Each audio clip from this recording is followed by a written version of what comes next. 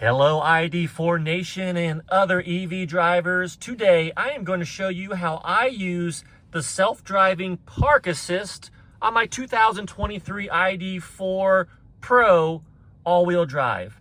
Park Assist is an item that seems to cause a lot of issues with ID.4 drivers. So I'm going to give you the details and the basics of how to use the drive or Park Assist in a large open parking lot. Let's go ahead and do it. First thing you want to do is on the main menu, go ahead and click on the bottom left button that has the P with a square around it and says menu. We click on that. On the screen it now says searching for parking spaces. That is what we want. So I'm just in a row looking for a spot. So I'm going to slowly go forward. It's going to be driving and the sensors are going to be looking for an open spot for me. Make sure you go pretty slow. And we're just cruising along. Sensors are looking. It's trying to find an, oh, it says now it has found a spot for me. Now here's the trick, folks. You can back into the spot or you can tell it to pull in forward into the spot, but you have to make that choice. You do that by pushing the vehicle button on the screen. Right now it wants me to back in, so it has the front of the vehicle pointing out. I don't want that. I want to go ahead and pull in. So I push once and now it is actually facing in. So it's going to back out and then it's going to go ahead and put me in. It's ready to go right now. So we go ahead and click start. And now my hands are off the wheel. It goes ahead and it does this all by itself. No hands. It's next to another vehicle right now. It's going to pull in between the two vehicles. It's slowly trying to find its space. It's reading the little red lines and slowly pulling in, slowly pulling in. I have a vehicle right next to me. When it's done, it's going to say, yep, vehicle was parked. So now it did its job. It's now parked in the space all by itself. Here's the problem though. What I find is when it parks itself, it wants to pull into the very left side of the parking spot. It follows a yellow line or white line on the left side of it, and it puts you too close to the cars next to you. So that is an issue. You can't change that. It just does it automatically. So that's how you go forward into a parking spot. But let's go ahead and see how you pull backwards into a spot. So I'm just going to go ahead and pull around here real quick. And oh, by the way, I love this vehicle. Man, the ID.4 does everything I want.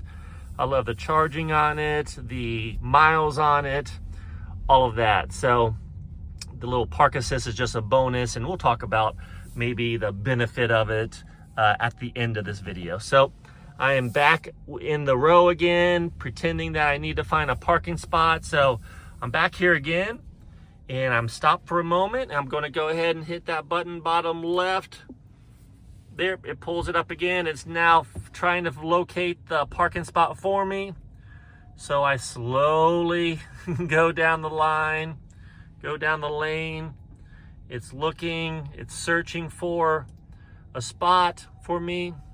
Oh, it says, all right, I have it. And now it actually wants me to back in again.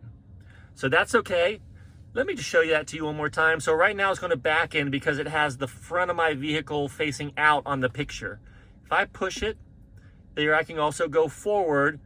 But if I push it again, it will actually park parallel for me. It'll parallel park. You have to tell it what you want to do. It's not going to know to go forward or backward or parallel without you telling it. So this time though, we are going to back in, right? So I just click start and I just let it do its thing. Again, no hands. You're not supposed to touch it on this one. And it's just backing it in. It's going to pull it forward. So it says, I need to go forward before I can go backward. There you can see it using all its sensors. Just going around, looking in my mirror, seeing how close it's going to get to that car next to me. Ooh, it's getting awful close, folks. It's doing its thing.